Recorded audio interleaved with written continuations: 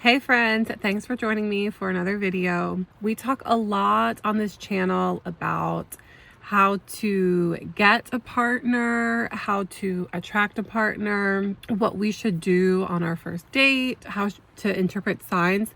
But today we're going to be talking about something a little bit different. This is for people, or if you're curious, because it's going to be a great video, this is for people who are currently in a relationship and maybe you are questioning some things. You're thinking about the future. You're thinking about, is this person really the one? I'm going to be talking about common signs in a relationship that just likely will not work. Is this relationship worth fighting for? So if you see some of these signs that I'm going to be talking about, it doesn't necessarily mean things will never work out. You know, if you're really gung-ho about things, if you're up for couples counseling, if you're up for individual counseling, just you really can't see yourself separated from this person. But these are very common, likely signs that the two of you was working at a time, but now it's not likely that you two are really gonna connect anymore.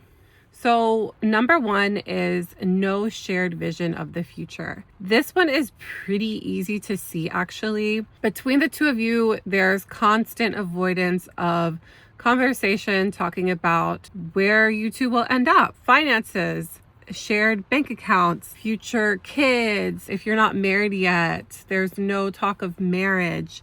You're just in the daily grind with this person. I talked a little bit on my channel about people who cohabitate together before marriage, how a lot of times that can just kind of turn into this roommate situation, a relationship out of convenience. You stay together because you have a lease together or you have a dog together. Sometimes that does involve a child.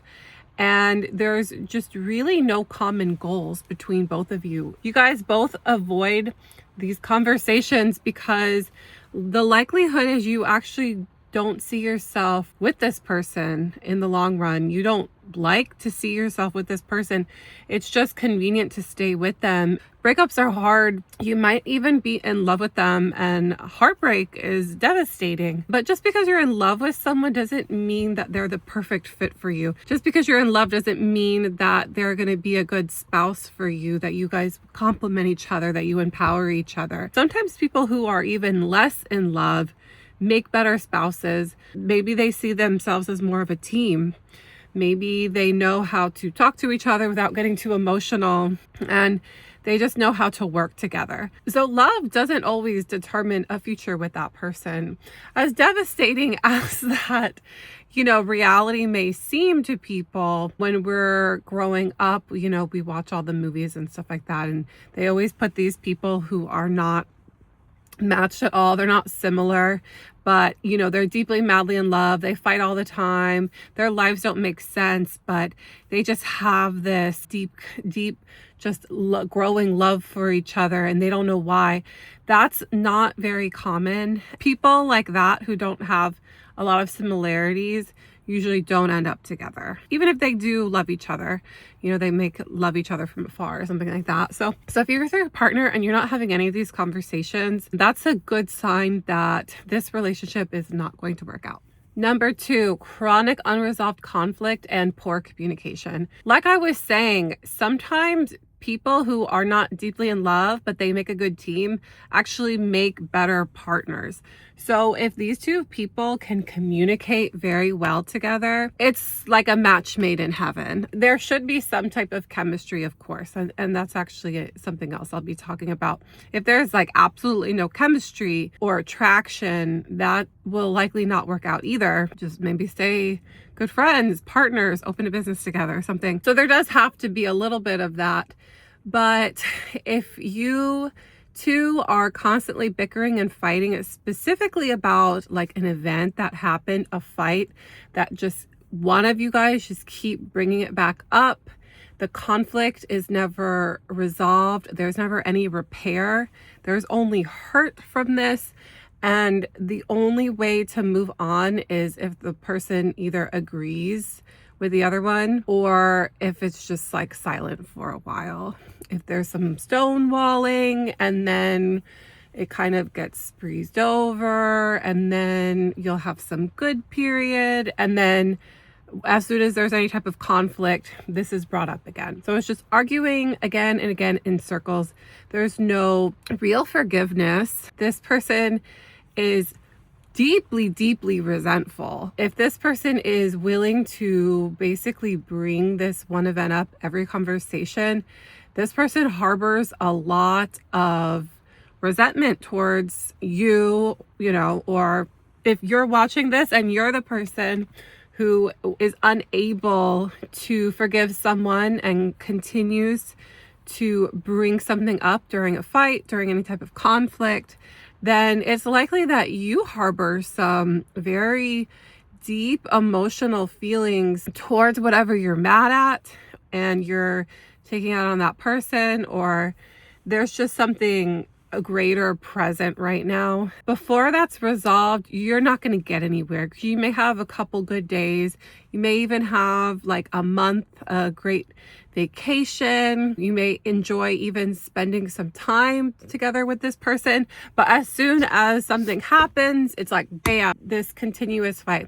And it doesn't always have to be about a past event. It can just be about a persistent behavior. Let's talk about division of labor and cleaning, cooking, whatever. If a wife is consistently mad at her husband because she feels like he never does anything around the house, and the husband is trying, but the first couple of years of their relationship, he really just messed up. He was relying on her. He thought, okay, good, I have someone clean up after me. Little wifey here is going to do everything.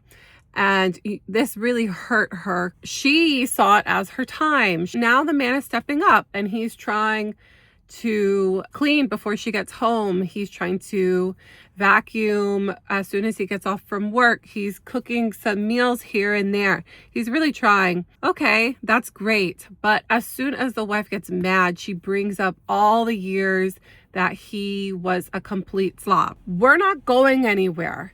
The husband, the boyfriend, whatever, he's actively trying to change his behavior. He understands, he apologized for his past behavior. He understands the hurt that he caused. Even though he didn't see it as hurt before, he understands now it was her time. She felt disrespected. He worked his job, he left, and so was she, and then she had to come home and do everything else. In any healthy relationship, this conflict would have been resolved. It might have not been forgotten. I'm sure you hear forgive, never forget. But, she's always going to kind of have that in the back of her mind for other things. But she should be able to move on with him. They should be able to repair this conflict. And the man should not be walking on eggshells if he forgets to put the dishes away in the dishwasher. That doesn't mean he's back to his old ways. Now, what does this sound like? This kind of sounds like cheating too. That's its own. I'm not really going to be talking about cheating. I'll make a separate video about cheating. That's very personal and that's very individual. Now we're just going to kind of be talking about normal kind of domestic stuff. Most couples can relate to that type of stuff. Not everyone has infidelity or cheating in their relationship, but everyone does dishes. Everyone cooks. Everyone knows what it's like to step in to just a complete mess after a long day of work, and a partner just sitting there and expecting you to clean. I'm talking about men and women. This is a great sign that the relationship is not going to work. You should not be walking on eggshells. If you're making amends, if you're trying to push through that hard time, if you've apologized to that person, your partner should no longer be bringing things up unless you're actively trying to hurt them at the same time, which is more like gaslighting. If that person is genuinely sorry and doing the action, doing the work to move on, that person is stopping them, then no, this is a good sign. This relationship is not worth it and you should try to exit. This one is so difficult to even talk about. This one is this is like the kiss of death. So when contempt or disdain has set in the relationship, particularly if one person has contempt for the other. If there's both parties, then it's just like gone, bye, go to the divorce lawyer because you both hate each other. But when it's only happening to one person, it's just heartbreaking. So a lot of researchers found that this is the most toxic relationship behavior that you can have. It's the hardest to reverse, and it's the best indication that you are headed for a breakup or a divorce. This is when one person shows superiority or mocking or plain old just disgust for their partner, just like ridiculing. This is mean behavior. It doesn't necessarily have to be abuse. It commonly is, mostly verbal and psychological abuse. This type of behavior should not be tolerated. Once someone starts treating you like that, you have to understand this person no longer likes you. This happens a lot in relationships. There's so many people who would never treat their boss or a coworker or their friends or anyone else in their life, but for some reason they go home and they belittle their spouse or their partner or their girlfriend or their boyfriend. The amount of people who put up with this in their relationship is shocking. And the reason why these people do it is because they can. Because relationships are harder to get out of. There might still be love there. There might be a mortgage or a lease or children or, like I said, animals. And just you have the history. And because you can, because people accept this type of behavior from their partner. Bosses would never accept this type of behavior from an employee.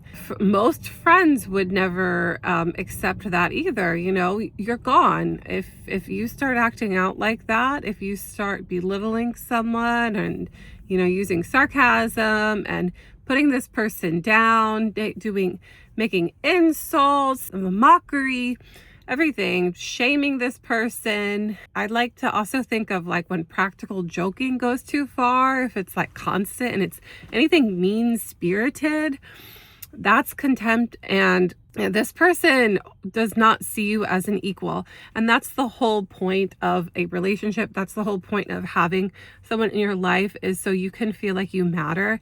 And when someone is doing this constantly to you, you do not matter to this person anymore. You may matter as far as what you're still doing for them.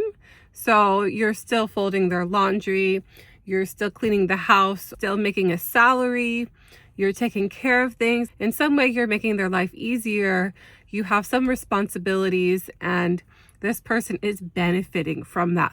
But other than that, this person doesn't like you. And the things that they're benefiting from are the only reason you're in the relationship. If you feel this way, if you feel like you're being mocked in your relationship, if you feel like you're being belittled, the future is not with the person that you're with right now. Please really consider. It may have not used to be like that. Like I said, you may still be feeling some love for this person, but this person likely does not like you. And I would advise you to get out of that relationship. The next one, to me, it's not as heartbreaking, but it is a good indicator that the relationship is unbalanced. You want some type of balance in your relationship. It's never going to be 50-50. Maybe there's going to be some time in your life where both people are giving exactly the same. But most likely, most relationships, healthy relationships, aren't like this either. But if it's always imbalanced, if there's an imbalance of effort, compromise, and respect, then this is a great indicator that the relationship is not working and it's likely not worthy for you to stay in. This is kind of straightforward. One person is planning everything. One person is putting in all of their effort. One person is basically taking a bigger risk than the other person. They're putting themselves out there. They're giving more. They're spending more of their time. They're thinking about you. They're thinking about the relationship. They're thinking about future goals. They're thinking about where you will be together in 5, 10, 15 years. And the other person is not thinking about this at all. They are just taking, basically. And these relationships go on like this because there is one person who is benefiting. So even if the one partner isn't necessarily enjoying the relationship, they're not getting their romantic needs met, well, maybe they're getting other things met. Maybe they're getting their physical needs met. Maybe they're getting their financial needs yet. Maybe they've been together for so long, they think, okay, well, I don't know what I'm going to get if I try to go back out there. I'm at least going to play it safe with this person. This person has shown me that I can treat them this way, and they're not budging. They're not going to leave. They continue to try harder. The more I push back, the less effort I put in, the harder this person tries, because the other person is so desperate. They want this relationship to work out so bad that they're willing to go further and further and further, even though they're not getting anything back. They think that, okay, if I just plan the most romantic, beautiful vacation, if I just buy the biggest gift, if I take all the time off of work and show this, if I make the best homemade cookies, pancakes, everything that this person wants, then they'll finally love me. If I lose the weight and I say yes to this person and I just dedicate my life to my partner, then, we will finally be happy. But relationships don't work like that. It's not always balanced, but there does have to be some type of connection between the two, and you have to have two people working together. It can be like a seesaw. One goes up, one goes down, one goes up, one goes down. But one person just can't be planking right here and have the other person just, waving their feet around, kicking around, trying to make a difference. It's not going to happen. This poor person will one day jump off because they're tired and they're not getting anything. And the person should jump off. The other person is just sitting there, relaxing, benefiting from this situation. They may not be the happiest person, but it's worth it to them to stay in the relationship because of these reasons. So this is a great sign that the relationship, again, it's not working out and it's not worth being in. And really, for both parties, I would say the person sitting down on the seesaw, though you may be getting something from the relationship, you're not really happy either. And it may be comfortable to be there, and it may even feel flattering to be there, just like watching this person work so hard just to be with you and to so that you can accept them. You leave and you work on yourself and you understand you were the problem. There were problems in your relationship. Maybe something happened and that's why you ended up being the way you were. Work on yourself, and then eventually, you're going to get in a relationship where you're actually happy and your romantic needs are met. In this situation, if both people depart from the relationship, I think that's a good thing. Broken trust that isn't rebuilt. These are fundamental betrayals. We're all thinking the same thing. Infidelity, cheating, one of the biggest ones. I said I was going to be talking about cheating because it really is different for every relationship. Some people do decide to stay together. There's different reasons people cheat. There's different reasons people stay together after cheating. That is dependent on the situation and the individuals involved. But most relationships, especially people who are dating, I think some marriages are able to move on after cheating. I don't think boyfriend or girlfriend should stay together after a cheating episode. Repeated lies and broken promises. If a person just continues to say the same thing and they never have anything to show for it. People lie about so many wild things. I've worked with people who have been lied to about a partner's work history, employment, family, someone basically creating a persona that they think is more attractive than the person that they actually are, their reality. They just decided, hey, I have a better chance with her if I lie a little bit about what I'm doing with my life right now and what I did in the past. I don't understand how people think that this will never catch up to them, but there are a lot of people who do it. Broken trust can even stem from something that we might see as completely harmless, but if it's something that continues to be repeated in a relationship, then it's going to cause a lot of damage in the end, and you will stop trusting someone if you think, okay, well, this is just like a little white lie. This person told me that they paid the bill on time, and then I find out they actually didn't, and now, we owe this late fee or whatever. But it continues to happen. You start questioning, well, why can't you just tell me what if you made a mistake? Fine, but why do you have to lie about it?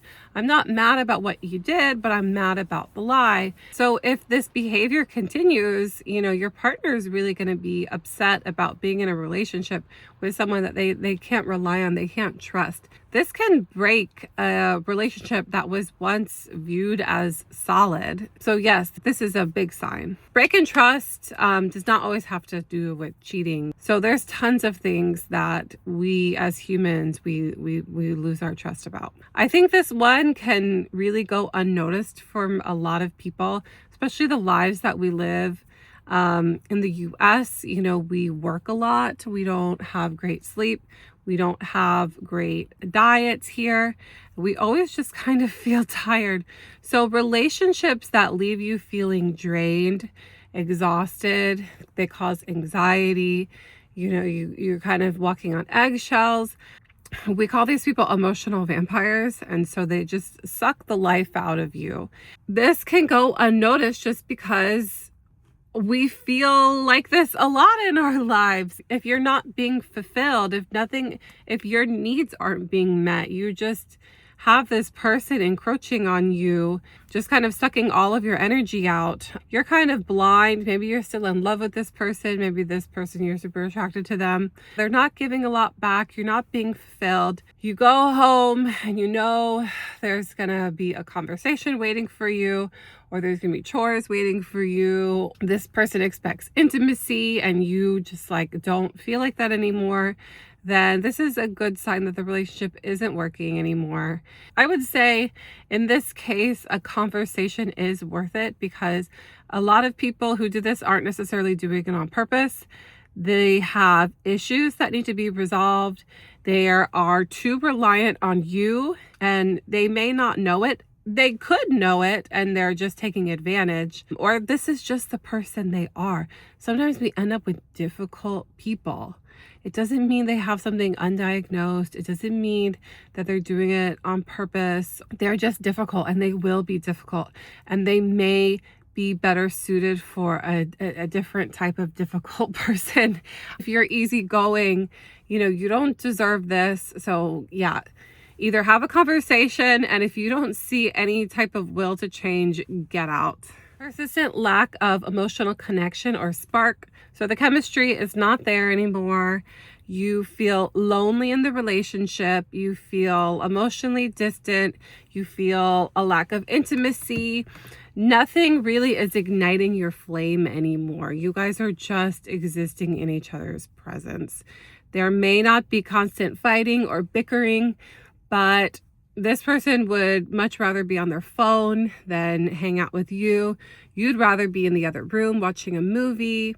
There might be something that you're shared that are keeping you together. So instead of, maybe you guys both used to walk the dog together. Now you prefer to go drive for 15 minutes and go to the dog park by yourself, so you can talk to some friends that you've made there instead of going on a hike with your partner, which is what you guys used to do. So once you've lost that spark, it is hard to get back, because if you aren't in it for long term, if you're not willing to give it your all, these type of relationships aren't just gonna rekindle themselves. Both people really have to put in the work. And if you're just relying on old chemistry, maybe there was a deep attraction between the two of you, something that really connected you, but maybe it was short term, then there's nothing that will bring you together unless both parties recognize the problem and they genuinely want to be together, because on your own, there's nothing connecting you. You don't really enjoy each other's company too much anymore. There's, no shared interests. You don't want to spend your free time together anymore. Then yeah, this relationship is on its way out. Last one, I'm gonna say abuse or major incompatibilities ignored. So any type of emotional, physical, financial, psychological, there's all different types of abuses actually. Any type of abuse is non-negotiable. It needs to end. If one person is being hurt, it does not have to make bruises. People who are being psychologically or emotionally or verbally abused sometimes don't recognize that. And verbal abuse actually doesn't just need to be spoken. It can even come from text. This comes from contempt. This comes from a person not valuing another person clearly not mattering, belittling. And if it comes out in abuse, then the relationship is non-repairable. Is this notion that some people stay in a relationship because they hope the other person will change. That's not going to happen. The likelihood is very, very small. The best way to make things better with an abusive person is to exit from their life, get out of the situation if you can. Incompatibilities as well. This is when core values are not the same, strong opinions are not the same. These things, again, non-negotiable things. It's best to just end these relationships as soon as possible before those non-negotiables become something that another person is willing to abuse a partner about. Thank you so much for watching my video. I hope that you're able to trust your gut in these situations. Nothing that I named had anything to do with the ick. These are all major signs that a relationship is not going to move forward unless there's huge waves of change, like a tsunami, but that is not likely. So if you're not willing to go to couples counseling, individual counseling, I would say really think about things. There's a couple of those that I said you may be able to talk with your partner about, but most of those things, if they're happening, especially contempt and abuse, then you should see your way out, make an exit plan, leave that person, leave the relationship. I hope that this video was informative. I hope that you enjoyed this video. Please give a like to this video, subscribe to my channel for more content. I would love to continue to make these videos, make more long form videos, make more shorts. It's a lot of fun for me. I've got a lot of knowledge on this stuff. So comment below. Let me know if you've ever experienced any of these things. If you're currently still with this person, you've gone through a breakup or a divorce, you got out of there. Tell me if you're happier, if you have any regrets, if you are one of these people who are on the other end. Just let me know, and thanks. Bye.